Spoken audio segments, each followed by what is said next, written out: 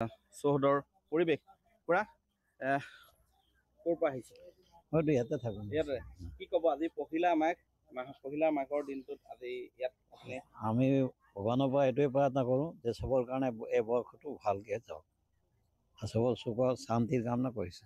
হয়, পৰিয়ালৰ লগতে সকলোৰে যাতে আচলতে শান্তিৰে দিনবোৰ পাৰ হয় সেই কামনাৰে এই ধৰণে মই দেখুৱাইছোঁ। শিৱসাগৰত ঐতিহাসিক শিৱদৌলত পূজা অৰ্চনা কৰা পৰিলক্ষিত হৈছে। এয়া মই ইয়াৰ মাজতে ভাষ্য ল'ম। বিভিন্ন প্ৰান্তৰ পৰা যিহেতু ভক্তসকল আহিছে, শিৱসাগৰ এই ঐতিহাসিক শিৱদৌলৰ পৰিৱেশ মই দেখুৱাইছোঁ। দাদা ক'ৰ পৰা আহিছে? আমি নগাঁও কলিয়াবৰৰ পৰা আহিছোঁ। নগাঁও কলিয়াবৰ। হয়, আজি পহিলা মাঘৰ দিন, পহিলা মাঘতে আজি শিৱদৌলত আপোনালোকে বন্তি প্ৰজ্বলন কৰিছে, কি ক'ব? একদম আমাৰ বহুত ধুনীয়া লাগিছে। ইয়াত আহিছোঁ, আমি পৰশুৰামৰ পৰা ইয়াত আহিছোঁ, পৰশুৰাম গৈছিলোঁ, ভাল লাগিছে। হয়, হয়, এয়া দেখুৱাইছোঁ শিৱসাগৰ ঐতিহাসিক শিৱদৌলৰ পৰিৱেশ। আৰু মাঘ বিহুৰ শুভেচ্ছা জনাইছোঁ। আজি পহিলা মাঘত শিৱদৌললৈ আহিছে, কি ক'ব? কি ক'ম মানে প্ৰথম আহিছোঁ, ভাল লাগিছে, জেগাখিনি পৰিৱেশটো ভাল লাগিছে। বন্তি প্ৰজ্বলন কৰা হৈ গ'ল। সেৱা কৰি আহিলোঁ। হয়, সকলোৰে যাতে আচলতে পৰিয়ালৰ শান্তিৰ কামনাৰে এনেধৰণে শিৱসাগৰ ঐতিহাসিক শিৱদৌললৈ বিভিন্ন প্ৰান্তৰ পৰা ভক্তসকল আহিছে। আজি এয়া মই দেখুৱাইছোঁ।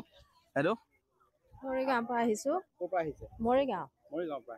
আজি পহিলা মাঘতে শিৱদৌলত কি ক'ব? ভাল, বছৰটো ভালে যাওক তাকে কামনা কৰোঁ। হয়, বছৰটো যাতে ভালে কুশলে যায় সেয়াই কামনা কৰিছে। শিৱসাগৰ এই শিৱদৌলৰ পৰিৱেশ দেখুৱাইছোঁ। ইয়াৰ বহুত দূৰ দূৰণিৰ পৰা আহিছে আজি ঐতিহাসিক শিৱদৌললৈ। মৰিগাঁও, নগাঁৱৰ পৰাও আহিছে। শিৱসাগৰৰ এই শিৱদৌলত বন্তি প্ৰজ্বলন কৰিছে। মই আৰু এগৰাকী বাইদেউ আজি পহিলা মাঘতে শিৱদৌলত বন্তি প্ৰজ্বলন কৰিছে, কি ক'ব? ভাল লাগিছে, নতুন বছৰ বুলিবলৈ আহিলোঁ, তেওঁৰ ওচৰত নমস্কাৰ কৰিলোঁ, ভাল লাগিছে, আমাৰ মনবিলাক ভাল লাগিছে। আৰু গোটেই বছৰটো যাতে ৰাইজৰ তেনেকৈ সুকলমে যায় সেইটোৱে প্ৰাৰ্থনা আৰু। হয়, বছৰটো যাতে কুশল মংগলেৰে পাৰ হয় সেই কামনাই কৰিছে এইসকল ভক্তপ্ৰাণ ৰাইজে। পহিলা মাঘত এনেধৰণে উপস্থিত হৈছেহি। মই দেখুৱাইছোঁ শিৱসাগৰৰ এই শিৱদৌলৰ পৰিৱেশ।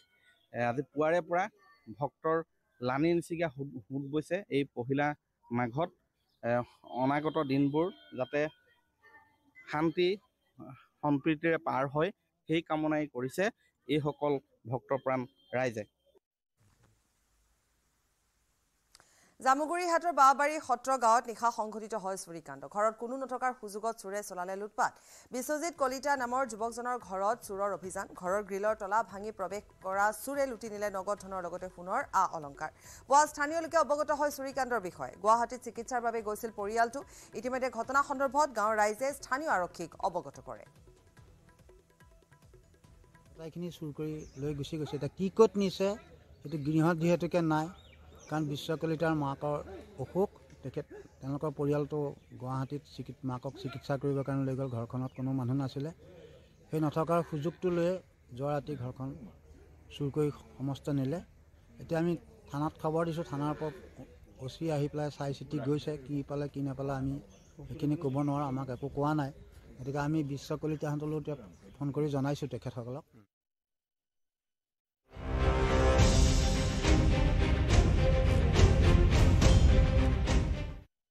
মাঘ বিহুৰ আনন্দৰ মাজতে গুৱাহাটী মহানগৰীত নৃশংস হত্যাকাণ্ড। বন্ধুৰ হাতত প্ৰাণ গ'ল আকাশ চৌধুৰী নামৰ এজন ৰেপিডো চালকৰ। কাহিলীপাৰা ডাকঘৰৰ সমীপতে হত্যাকাণ্ড সংঘটিত হৈছে।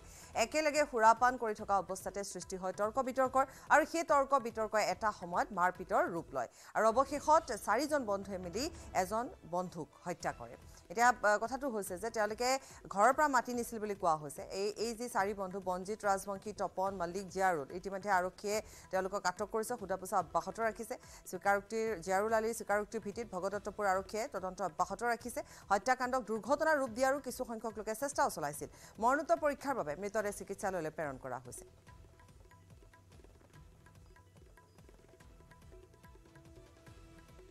আহিলোঁ মই, অহাৰ পিছত ইয়াক লগ পালোঁ। ক'ৰ পৰা আহিলে? কামৰ পৰা। অঁ, কি কাম কৰা? ৰেপিড' তাৰপিছত ই কৈ আছে মাল খাওঁ। ঠিক আছে। তাৰপিছত পিছত ইয়াৰ নিচা হৈ আছে। মই তাক ক'লোঁ যে ভাই তই নামি যা, তোৰ নিচা হৈ আছে, এটা কাম কৰ, তলত জুই জ্বলোৱা আছে, জুইটো পুৱাই ল, নিচা ফাটি যাব তোৰ, তই লাহেকৈ ঘৰত যাবি আৰু। সি স্পটত কেনেকৈ মৰিলে? এতিয়া মই কেনেকৈ ক'ম, মইতো দেখা পোৱা নাই ন। তুমিতো লগত থাকা বুলি কৈছা, একেলগে মদ খাই আছিলা? নাই নাই নাই। কাজিয়া কোনে কোনে কৰিছিলে? এতিয়া কাজিয়াটো কৰিছে মানে কি ধেমালি হিচাপত আৰু। কোনে কোনে কোনে কাজিয়া কৰিছিলে?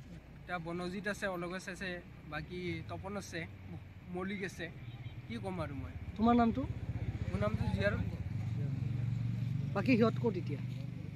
এতিয়া মই কেনেকৈ গম পাম কোন ক'ত আছে কোন। এতিয়া বডি কি কৰিছে? বডিটো তাৰপিছত তোমালোকে যেতিয়া দেখিলা সি মৰিছে, তোমালোকে ক'ত গৈছা? বডিটোতো মই নিজে উঠাই লৈ গৈছোঁ।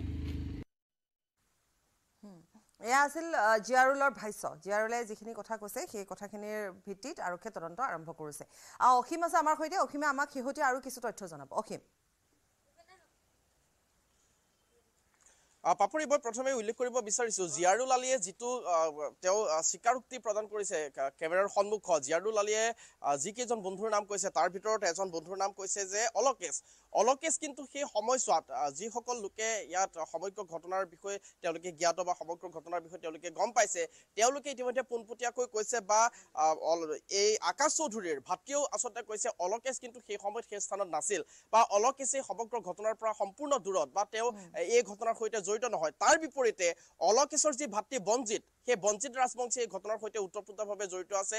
এই সমগ্ৰ ঘটনাৰ লগত তাৰ সমান্তৰালভাৱে তপন আছে, মল্লিক আছে আৰু জিয়াৰুল আছে। আৰু জিয়াৰুলে সমগ্ৰ ঘটনা তেওঁ যদিও নাজানো বুলি কৈছে, কিন্তু জিয়াৰুলে এই সমগ্ৰ ঘটনা বিষয়ে জানে আৰু জিয়াৰুলে এই সমগ্ৰ যি মাৰপিটৰ ঘটনা এই ঘটনাৰ সৈতে জড়িত আছে বুলি তেওঁৰ পৰিয়ালৰ লোকেও ইতিমধ্যে কৈছে। আৰু জিয়াৰুলক ইতিমধ্যে সোধা পোছাৰ বাবে আটকো কৰিছে আৰু বাকী তিনি বন্ধুক আটক কৰিছে। কিন্তু গোটেই পৰিৱেশটো যদি আমি কওঁ, কালিৰ নিশাৰ ভাগত যেনেদৰে আচলতে আকাশ চৌধুৰীক ঘৰৰ পৰা মাতি নিছিল, ফোন কৰি যেনেদৰে মাতি নিছিল চাৰি বন্ধুৱে, সেই সময়ছোৱাত কিন্তু তেওঁলোকে একেলগে পাৰ্টি কৰা বা একেলগে অকণমান সুৰা সেৱন কৰা তেওঁলোকে হয়তো সেই মনেৰে তেওঁ আকাশ চৌধুৰীৰ ঘৰৰ পৰা মাতি নিছিল। যিহেতু পূৰ্বৰ সময়ছোৱাতো তেনেদৰে যায়, পূৰ্বৰ সময়ছোৱাত যদি আকাশ চৌধুৰীৰ ঘৰ থাকে তেনেহ'লে ঘৰলৈ আহে বা ফোন কৰি মাতে, তাৰপিছতে সেই কাষতে থকা ঘৰৰ পৰা 80 মিটাৰ নিলগতে থকা ৱাইন শ্বপখনলৈ যায় আৰু তাৰপিছত সুৰা সেৱন কৰে। আৰু পূৰ্বেও বিভিন্ন সময়ত এনেধৰণৰ ঘটনা সংঘটিত হৈছে। কাজিয়া হয়, তাৰপিছত মাৰপিট হয়, আকৌ ভাল হয়, আকৌ কাজিয়া হয়, মাৰপিট হয়, তেনেধৰণৰ ঘটনা সংঘটিত প্ৰায় হৈ আছিল। কিন্তু কালি নিশাৰ ভাগত এই সমগ্ৰ ঘটনাই চূড়ান্ত ৰূপ ধাৰণ কৰিলে বা চূড়ান্ত ৰূপ ল'লে। এই মুহূৰ্তত মই আকাশ চৌধুৰীৰ মাতৃগৰাকীৰ সৈতে আছো। আকাশ চৌধুৰীৰ মাতৃৰ সৈতে মই এই মুহূৰ্তত কথা পাতিব বিচাৰিছো। আপোনাৰ ওচৰলৈ আহিছো, যিহেতু কথা পতাৰ এইটো পৰিৱেশ নহয়, কিন্তু জানিব বিচাৰিম যে আগতেও এনেধৰণৰ ঘটনা সংঘটিত হৈছে বুলি আপোনাৰ বাকী ল'ৰা কেইজনে কৈছে। কালি নিশাৰ ভাগত তেনেধৰণে হয়তো ঘটনা সংঘটিত হৈছিল, অৱশেষত মৃত্যু কাকোৱালি ল'লে। কি ক'ব? মইতো ক'ব নোৱাৰো এনেকুৱা সংঘটিত হৈছে বুলি ঘটনা, কিন্তু আজি কালিতো বিহু আছিলে, বিহুৰ কাৰণে যাব পাৰে বা খাব পাৰে, কিন্তু খালেও মাৰিছে যদি কিবা কাৰণ লাগিছেও যদি এনে দুই এক থাপৰ মাৰি থানা আছে, পুলিচ আছে, আইন আছে, কানুন আছে, সেই হিচাপে কৰিব লাগে। কিন্তু একেবাৰে মাৰি পেলাবতো সিহঁতৰ অধিকাৰ নাই নহয়। সিহঁতে কিয় মাৰি পেলাব লাগে? যিটোও জীৱ আছিলে, ডাঙৰ ল'ৰাটোক কৈছে বোলে এক্সিডেণ্ট হোৱা বুলি কেনে, সি ভাবিছে যে মানে এক্সিডেণ্ট হৈছে, তাৰ লগৰ বন্ধুটোৰ ওচৰত পঠাই দিওঁ, ট্ৰাকে চেপিছে বুলি কৈছে। তেনেকে চেপিছে বুলি কৈছে, কিন্তু তেনেকেতো চেপা নাই। তেনেকে চেপিলে তাৰ পুৰা গুড়া উঠি গ'লে হয়। সি তেনেকে চেপা নাই, এই গলৰ হাতী মাৰিছে, ইয়াতে খুচিয়াইছে, সেইগিলা মানে দাগ আছে স্পটত, সেইগিলা দাগ আছে। তাৰপিছত তাক জিন্দা আছিলে ল'ৰাটো, উঠাই দিলে অটো এখনত যে তাক মেডিকেলৰ হায়াত মেডিকেললৈ লৈ যাব। সি জিন্দা থকা ল'ৰাটো পিছত উঠাই দিয়াৰ পিছত যোনজন ল'ৰাই মাৰিছে সেই ল'ৰাজনক তাতে উঠাই দিলে। উঠাই দিয়াৰ পিছত সি ধৰি কেনে লৈ যাওঁতে তাক যি মানে কিবাখানি ক'ব বুলি পিছত মানে তাক পুৰা মাৰিয়ে পেলালে। অটোত লৈ যাওঁতে চেছ কৰি পেলালে। মই হায়াত মেডিকেললৈকে যায়ে নাপালে। মানে ইহঁতেও নাজানে যে মোৰ ডাঙৰ ল'ৰাটো নাজানে যে মানে তাৰ মাথাই কাম কৰা নাই, ট্ৰাকে মাৰিছে, গাড়ীয়ে মাৰিছে, খুন্দা ইয়াৰ লগতে পঠাই দিওঁ। ইহঁতে দেখা পালে যে জিন্দা আছে, ইয়াৰ লগত উঠাই দিয়াৰ পিছত ৰাস্তাতে যাওঁতে চব চেছ কৰি দিলে। কি বিচাৰে এতিয়া আৰক্ষীৰ পৰা? আইন বিচাৰো, যিটো হয় যেনেকুৱা হিচাপত মানে মোক ন্যায় লাগে। মোৰ ল'ৰাটোক মাৰিছে, তাৰ ন্যায় লাগে মোক, বেলেগ একো নাই। পৰিয়ালৰ আন এজন সদস্য আছে, মই আপোনাৰ ওচৰলৈ আহিছোঁ। জিয়াৰুলে ইতিমধ্যে কৈছে যে ট্ৰাকে চেপিছে বুলিও কৈছে। তেনেধৰণৰ বিভিন্ন আচলতে তেওঁলোকে মন্তব্য কৰিছে যে ট্ৰাকে চেপিছে, ট্ৰাকে চেপাৰ পিছত জিয়াৰুলে হাস্পতাল লৈ গৈছিলে, হাস্পতাল লৈ যাওঁতে মৃত্যু হৈছে, তেনেধৰণৰ তেওঁলোকে মন্তব্য কৰিছে। আপুনি কি ভাবে? জিয়াৰুলে এইটো মিছা কথা কৈ আছে, ট্ৰাকে চেপা বুলি। হেণ্টে ধৰি কেনে মাৰিছে, হেণ্টে 4জনে ধৰি কেনে মাৰিছে, 4জনে মিলি কেনে মাৰিছে। হেণ্টে ই মাটি লৈ গৈছে হ'ব লাগে, ঘৰৰ পৰা মাটি লৈ যাই কেনে তলত কৈছে চল মাল খাওঁ আজি বিহু বুলি কেনে, বিহু বুলি খাইছে, খাই কেনে কিবা কিবি কৈছে, এও লাগি গৈছে। এজনে পিছফালে ধৰিছে, 3জনে আছে ঘুচিয়াইছে, ঘুচিয়াই কেনে ই অকলে পাৰা নাই, বুলি অকলে মাৰি দিছে 4জনে মিলি কেনে। এইটো পৰিকল্পিত হত্যাকাণ্ড নেকি? পৰিকল্পিত কৰিও ক'ব পাৰি। আগতেতো এনেকুৱা ঘটনা সংঘটিত হৈছে, কিন্তু এনেকুৱা হোৱা নাই। আৰু এনে বন্ধু সৰুৰ পৰাই বন্ধু, আপোনাৰ সৰুৰ পৰাই বন্ধু। আমি ভাবা নাছিলো যে এনেকুৱা হ'ব বুলি কেনে, এনে লাগি থাকে এনে বন্ধু বুলি কেনে, কিন্তু এনেকুৱা খপকে হৈ যাব আমি ভাবা নাই। বন্ধুৱে বন্ধুক খাই দিব বুলি আমি ভাবা নাছিলো এনেকুৱা। পাপৰি ইতিমধ্যে মৰণোত্তৰ পৰীক্ষাৰ বাবে প্ৰেৰণ কৰা হৈছে আকাশ চৌধুৰীৰ মৃতদেহ। আৰু সমান্তৰালভাৱে পাপৰি মই উল্লেখ কৰিব বিচাৰিম, মৰণোত্তৰ পৰীক্ষাৰ বাবে যেতিয়া প্ৰেৰণ কৰা হৈছে তেতিয়া দেখা পোৱা গৈছে যে আকাশ চৌধুৰীৰ মুখমণ্ডলত আঘাত আছে, মুখত আঘাত আছে, মূৰত আঘাত আছে, বুকুত আঘাত আছে, তেনেধৰণৰ কেইবাটাও স্থানত কিন্তু গুৰুতৰ আঘাত থকা বুলি ইতিমধ্যে পৰিয়ালৰ লোকেও জনাইছে বা বিভিন্ন সূত্ৰৰ পৰা আমি জানিবলৈ পাইছো। গতিকে এই সমগ্ৰ ঘটনা যে এক হত্যাকাণ্ড, সেই ঘটনা কিন্তু এই সম্পূৰ্ণ দৃশ্যাৱলী প্ৰত্যক্ষ কৰাৰ পিছত কিন্তু স্পষ্ট হৈ পৰিছে। ধন্যবাদ অসীম।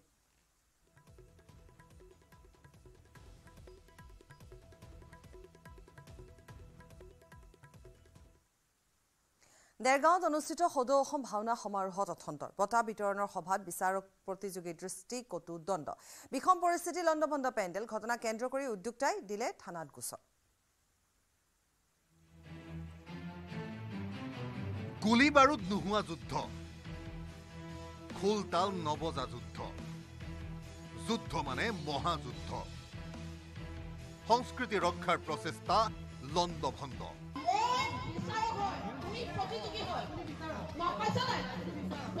দৃশ্য এয়া দেৰগাঁৱৰ কুৰালগুৰিৰ কছাৰী গাঁৱৰ। কছাৰী গাঁৱত আয়োজন সংকল্পিত সদৌ অসম ভাওনা সমাৰোহ। এয়া বঁটা বিতৰণী সভাৰ প্ৰাক্ষণৰ পৰিৱেশ।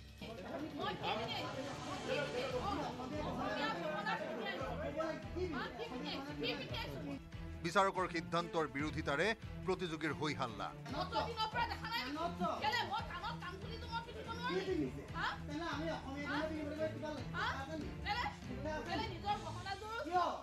বিষয় আছিল পোছাক পৰিচ্ছদ, বিষয় আছিল অসমীয়া গহনা পৰিধান, কিন্তু পৰিস্থিতি বিষম, পৰিস্থিতি যুযুধান। বিচাৰকলৈ আঙুলিত টোৱাই টোৱাই প্ৰতিযোগীৰ প্ৰশ্নবাদ।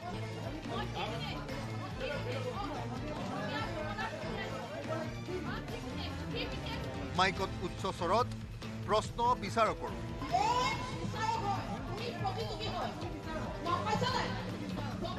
বিচাৰকৰ সাজপাৰক লৈ আপত্তি এটা প্ৰতিযোগী দলৰ।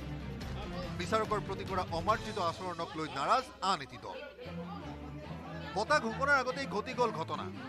দুই পক্ষৰ মাজত থৈয়া নথৈয়া ৰণ। বিচাৰকৰ সমৰ্থনত আহিল সহ বিচাৰক।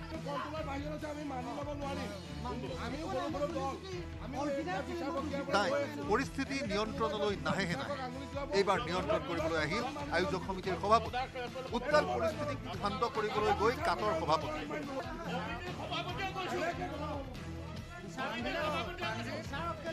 পৰিস্থিতি নিয়ন্ত্ৰণৰ বাহিৰলৈ দণ্ড প্ৰতিযোগীয়ে সভাপতিক কামুৰি আহত কৰাৰ অভিযোগ।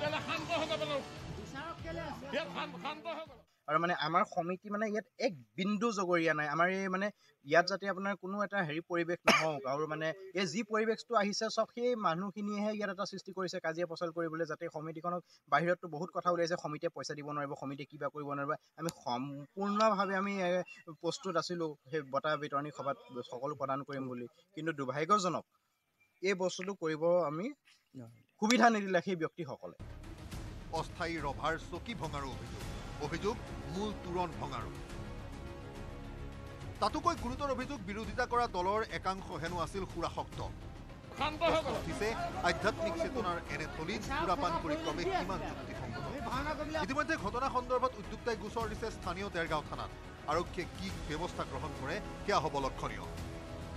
কিন্তু এই সমগ্ৰ কৰ্মকাণ্ডই উন্মোচিত কৰিছে বহু প্ৰসংগৰ।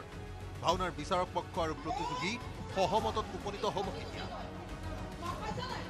মহাপুৰুষীয়া সংস্কৃতিৰ নামত এই অতপালি ৰোধ হ'ব কেতিয়া? Bureau report, news 18 Assam North east.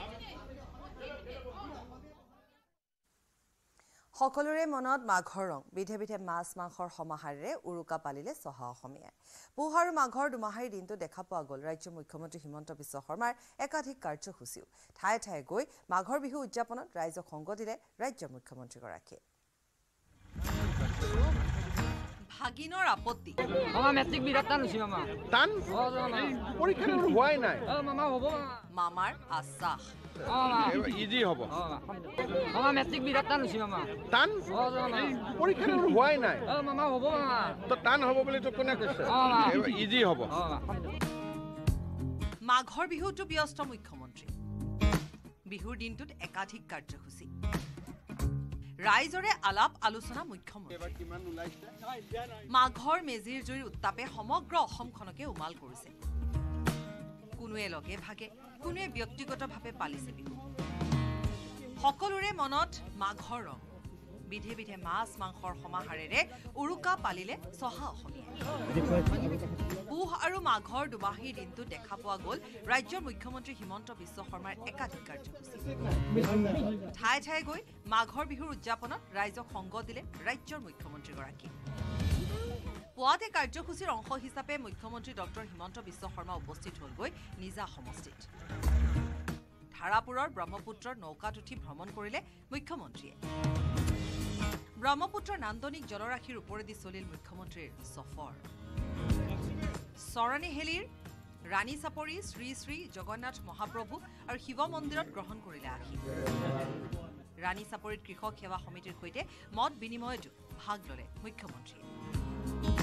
কৃষক ৰাজ্যৰ ভিন্ন ওজৰ আপত্তিৰো বুজ ল'লে। মুখ্যমন্ত্ৰী আহিছে বুলিয়ে ৰাইজৰ লৰা ঢপৰা লাগিল। হিমন্ত বিশ্ব শৰ্মাক এবাৰ লগ পাবলৈ, এবাৰ চুই চাবলৈ যেন সকলোৰে তাৰণা। বিভিন্ন কাৰ্যসূচী ৰূপায়ণ কৰি কৃষক ৰাইজৰ সৈতে মুখ্যমন্ত্ৰীয়ে গ্ৰহণ কৰিলে পুৱাৰ জলপান। ৰাইজৰ সন্মুখতে ট্ৰেক্টৰ চলালে মুখ্যমন্ত্ৰীয়ে। ৰাণী চাপৰিৰ কৃষকৰ অভাৱ অভিযোগ সমাধান সন্দৰ্ভত হিমন্ত বিশ্ব শৰ্মাই ক'লে, ৰাণী চাপৰিত আমাৰ অসমীয়া থলুৱা লোকসকলে খেতি কৰে আৰু প্ৰায় 500 পৰিয়ালে 4,500 বিঘা মাটিত সুন্দৰভাৱে খেতি কৰে আৰু ৰাসায়নিক সাৰ ব্যৱহাৰ নকৰাকৈ গুৱাহাটী মহানগৰীৰ মানুহক ইয়াৰ পৰা শাক চব্জি আৰু বিভিন্ন ধৰণৰ সামগ্ৰী, ফুলকবিৰ পৰা বন্ধাকবিৰ পৰা ব্ৰকলিৰ পৰা বিভিন্ন ধৰণৰ সামগ্ৰী ইয়াত যোগান ধৰা হয়। মই আগতে চাপৰিত অহা নাছিলোঁ, বহুদিনৰ পৰা আহিম বুলি ভাবি আছিলোঁ। আজি মাঘ বিহুৰ দিনা চাপৰিলৈ আহি আমাৰ কৃষক ৰাইজক সাক্ষাৎ কৰিলোঁ আৰু তেওঁলোকৰ সমস্যাসমূহৰো বুজ ল'লোঁ। এই কাৰ্যসূচীৰ পাছতে মুখ্যমন্ত্ৰীগৰাকী উপস্থিত হ'লগৈ দক্ষিণ কামৰূপৰ গড়লত। ব্ৰহ্মপুত্ৰ কলা কৃষ্টি সংঘৰ উদ্যোগত ভোগালী বিহু উদযাপন কৰা হ'ল। 31টা মাঘ পাৰ কৰা এই আয়োজনত সামিল হ'ল হিমন্ত বিশ্ব শৰ্মা। অনুষ্ঠানত সামিল হৈ মুখ্যমন্ত্ৰীয়ে ক'লে, অগ্নিৰ পোহৰে আমাৰ সকলোৰে জীৱন আলোকিত কৰক। অগ্নিৰ পোহৰে অমংগল অসুয়াক আঁতৰাই লৈ যাওক আৰু আমাৰ অসমখন আকৌ এবাৰ আলোকময় হৈ পৰক, তাকে মই পৰম পিতাৰ ওচৰত কামনা কৰিছোঁ। আপোনালোকে ইয়াত যি স্মাৰক পত্ৰ দিছে যে চিটি বাছ সেৱা সম্প্ৰসাৰণ হ'ব লাগে, নামঘৰৰ উন্নতি হ'ব লাগে, এই গোটেইবিলাক মই যিমানখিনি পাৰোঁ আপোনালোকক ঠিক কৰি দিম। তাৰ উপৰিও আমাৰ ব্ৰহ্মপুত্ৰ কলা কৃষ্টি সংঘটোক ধুনীয়াকৈ বনাই দিয়াৰ কথা কৈছে, সেই কামটো মই নিশ্চয় আপোনালোকক কৰি দিম। ইয়াৰ উপৰিও বিভিন্ন কাৰ্যসূচীৰ অংশীদাৰ হ'ল মুখ্যমন্ত্ৰীগৰাকী। তাৰ মাজতে মেট্ৰিক পৰীক্ষাৰ্থীলৈ সকাহ দি মুখ্যমন্ত্ৰীৰ বিশেষ আশ্বাস মামা মেট্ৰিক বিৰাট টান হৈছে মামা টান পৰীক্ষা হোৱাই নাই মামা হ'ব মামা তো টান হ'ব বুলি তোক কোনে কৈছে ইজি হ'ব হিৰকজ্যোতি মালাকাৰৰ report news 18 Assam North east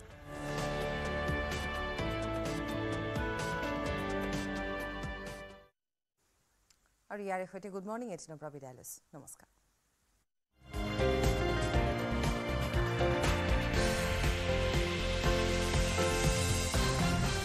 যেতিয়া আহ ভাই পিন্তু টিএমটি দেখাচোন ভাই কোনটো কোনোবা এটা দেখুৱাচোন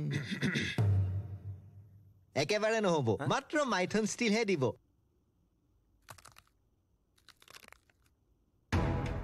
ষ্ট্ৰং মানে মাইথন ষ্টিল সুন্দৰ টেক্সট হেডলাইনছ আগবঢ়াইছে এভৰিডে মছালা সুগন্ধ ৰং আৰু সোৱাদ খাটি এভৰিডে দিয়ে আহাৰৰ জুতি everyday spices 100% test everyday spices best মনত ৰাখিব ভাল কৰি হব লাগিব আৰু এভৰিডে মছালা টেষ্টি হ'ব ভোজন everyday spices 100% test everyday spices best সুগন্ধ ৰং আৰু সোৱাদ খাটি এভৰিডে জিভাত দিয়ে আচল জুতি everyday spices 100% test text headlines আগবঢ়াইছে everyday masala Weather report presented by Sunrise